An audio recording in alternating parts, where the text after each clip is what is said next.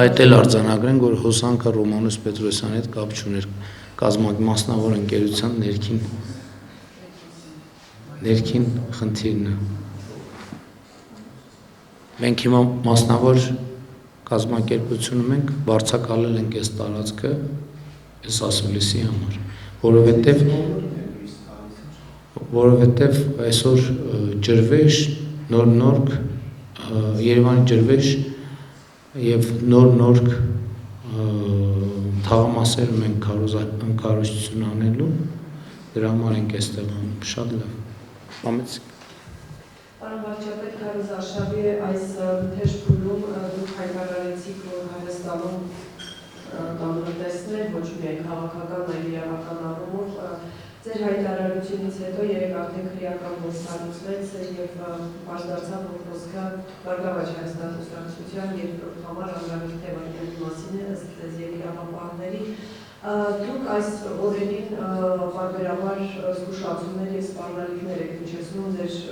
գլխավոր ձեր թիրախում եկված այդ երեք ուժերի ներկայացուցիչների հասցեին և այս ֆոնին է այս գործարարություն, արդյոք սա հիմք չէ մարդկանց համար կարծելու, որ իրավապահները գործել են ձեր ցուցումով, այս քրեական գործարարությունով, եթե ոչ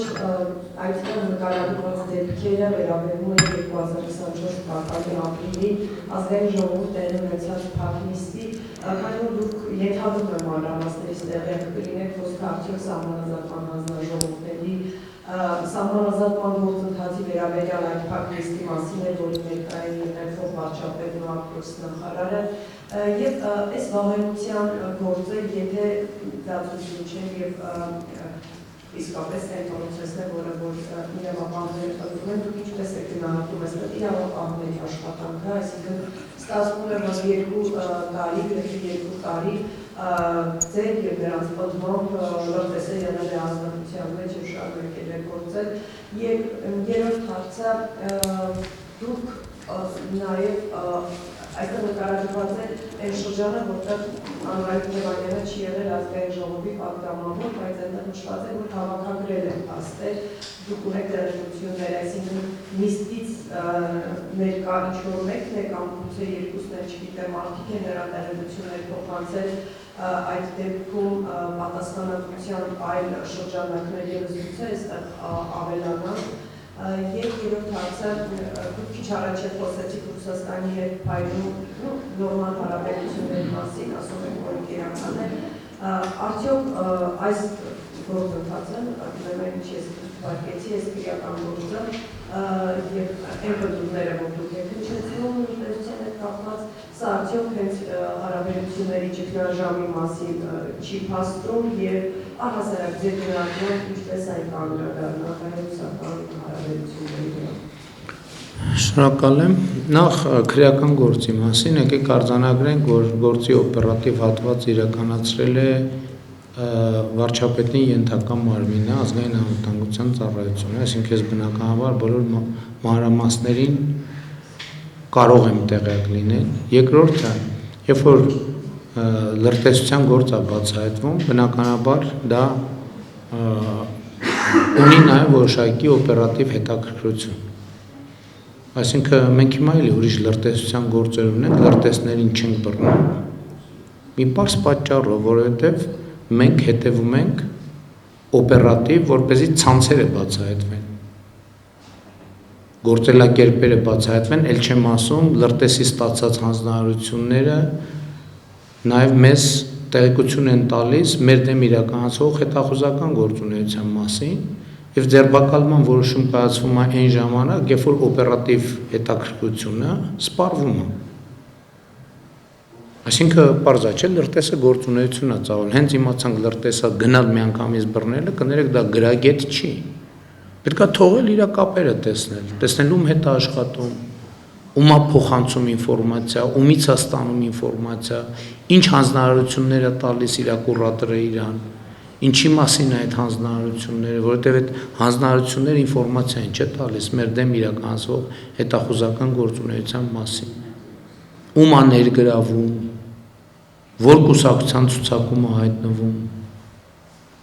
ոնց է հայտնվում այդ կուսակցության ցուցակում, Այդ կուսակցության ղեկավարը ումից է ստանում հրահանգը,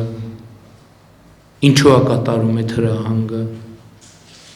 գիտակցում է, թե չի գիտակցում, որ ինքը գործ ունի օտարերկրյա հատուկ ծառայությունից իրեն տրված հանձնարարականի հետ, եւ նա ով կատարում է օտարերկրյա հատուկ ծառայության հանձնարարականը, ինքը նույնպես առնվազն Չ կլասի լրտես է, հասկանում է, թե չի հասկանում, թե հասկանալու հետ խնդիրներ ունի, եւ դա ավանդաբար հայտնի է հայ հանրությանը։ Այս բոլոր հարցերը պետք է պարզաբանվի, չէ՞։ Կապ ունի արդյոք նրա հետախուզման մեջ գտնվող որդու գործոնը, այդ գործոնով իր վրա ազդել են, թե չեն ազդել, թե ինքը կամավոր ծառայում է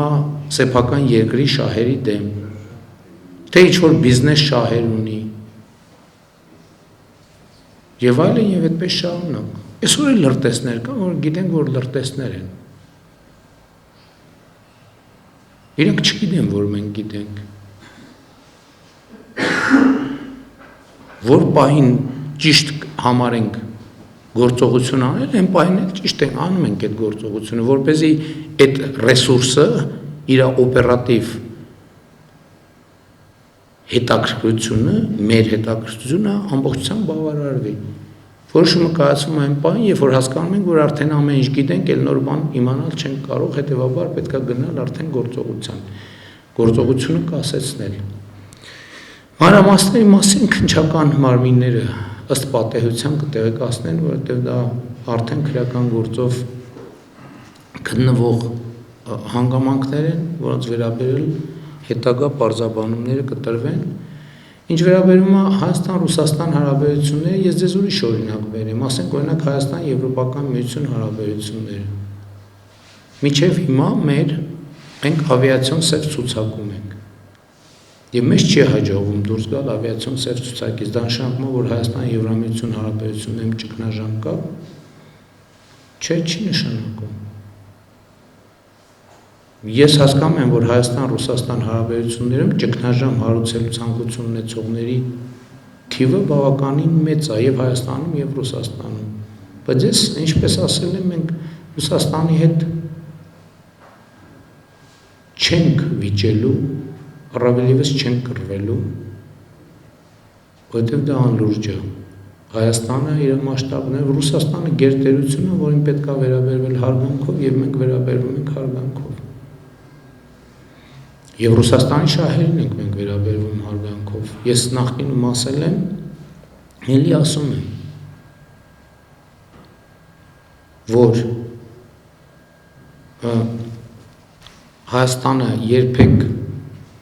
ներգրավված չի եղել հակառուսական գործողությունների մեջ, ներգրավված չի եւ ներգրավված չի լինելու։ Ես ձեզ նախորդ բրիֆինգի ժամանակ պատվեցի մի դրվագ, որ պաշտոնական բանակցությունների ժամանակ ասվեց, որ Հայաստանի եւ Եվրամիության հարաբերությունների,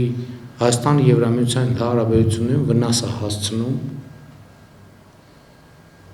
Ռուսաստանի շահերի։ Ես խնդրում եմ մի օրինակ բերեք։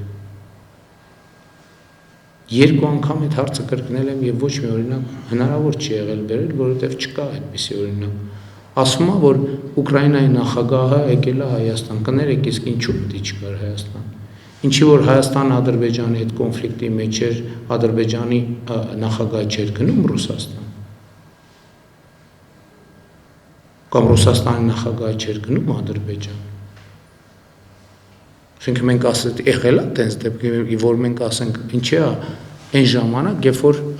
Հայաստանը Ադրբեջանի հետ կոնֆլիկտի մեջ էր։ Եղել է տենց բան, որ մենք ասենք ինչի է Ադրբեջանի նախագահը գնում Ռուսաստան կամ Ռուսաստանի նախագահը գնում Ադրբեջան։ Այսինքն ինչ մենք հարաբերությունները պետք է մանավանդ ես դեռ 2022 թվականին ասել եմ, որ մենք Ուկրաինայի հետ կապված հարցերում այն ժամանակ հապկում մեր գործունեությունը նույնիսկ սառեցված չէր։ Ես ասել եմ, որ Ուկրաինայի հարցում Հայաստանը Ռուսաստանի դաշնակիցը չի։ Շատ բարձ տրամաբանություն է, ի՞նչն է խնդրեմը։ Ինչի՞ պետք է Ուկրաինան նախագահ չկար Հայաստան։ Ինչն է խնդիրը։ Էլ եմ ասում, որ առնվազն այնքան, ինչքան մեր կոնֆլիկտի ժամանակաշրջանում Ադրբեջանի նախագահը քանի անգամ է գնացել Ռուսաստան։ Կամ Ռուսաստանի նախագահը քանի անգամ է գնացել Ադրբեջան։ Այսինքն դա ինչ բան է, այսինքն ինչ մենք